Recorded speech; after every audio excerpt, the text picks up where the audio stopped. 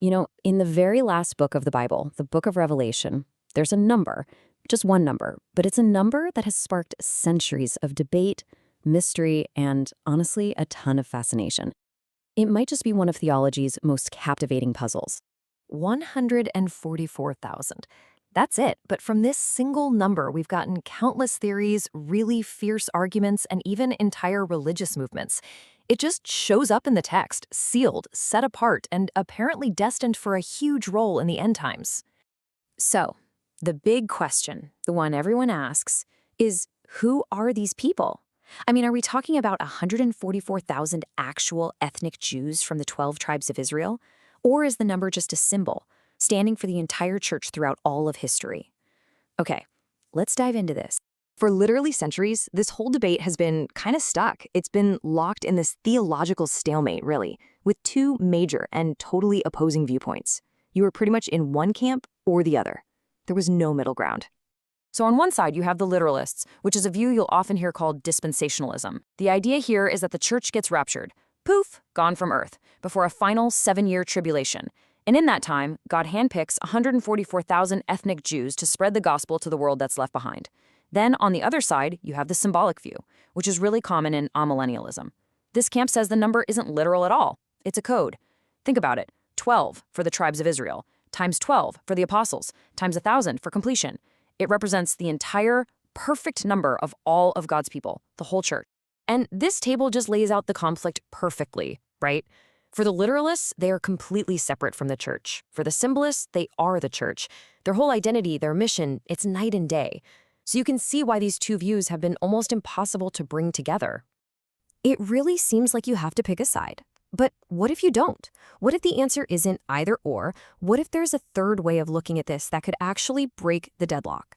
And that brings us to this really unique theological framework. It was developed by a Korean theologian named Min Byung-seok, and it's presented through the Midnight Crime Ministry. It's called Reformed Premillennialism, and it offers a totally fresh and compelling perspective on this whole thing.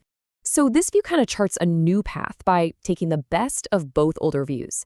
It actually agrees with the symbolic camp that they're a spiritual Israel, meaning they come from the global church from all nations, not just one ethnic group. But it also agrees with the literalist camp that they are a distinct, countable group with a very specific job.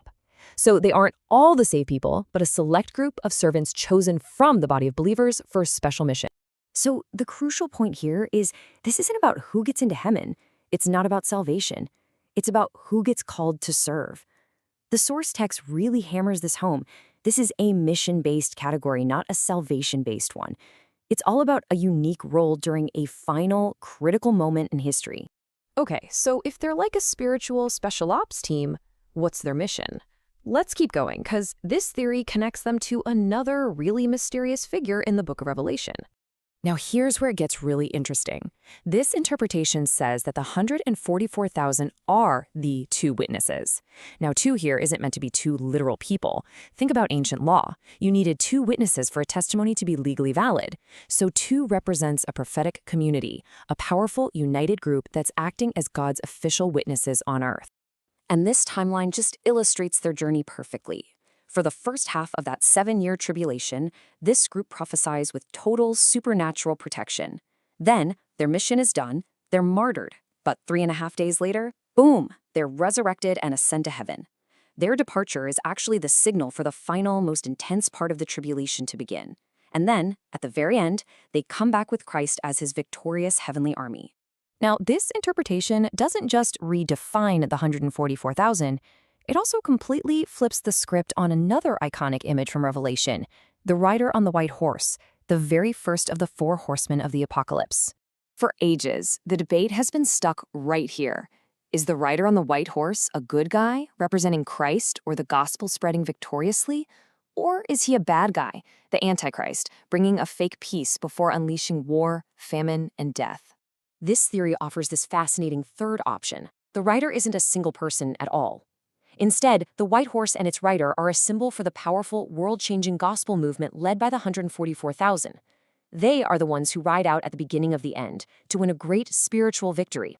And the evidence for this comes right out of the book's symbolism. First, the color white. In Revelation, it's consistently used for God's side, the saints, angels, Christ. Then there's the crown. It isn't a king's royal crown, but a Stephanos. That's the wreaths you give to a victorious warrior or athlete. And the bow, according to the source, is a symbol of God's power in the Old Testament. This completely reframes the four horsemen. It's not just one disaster after another. It's a cosmic clash. God's gospel movement goes out first, and then Satan's counterfeit reaction of war, famine, and death follows. So, what's the bottom line here? What does this all mean for believers today? And this is a big one. How does this interpretation not fall into the same traps as the cults that have been so obsessed with this number? This is an absolutely critical distinction, and the source material is very clear about it. Unlike cults, which say the 144,000 are only in their specific church, and that you have to be a member to be saved, this view says it's an open calling. It's for true believers from any church anywhere in the world. Again, it's about a mission, not salvation, and it's all about Christ, not some human leader.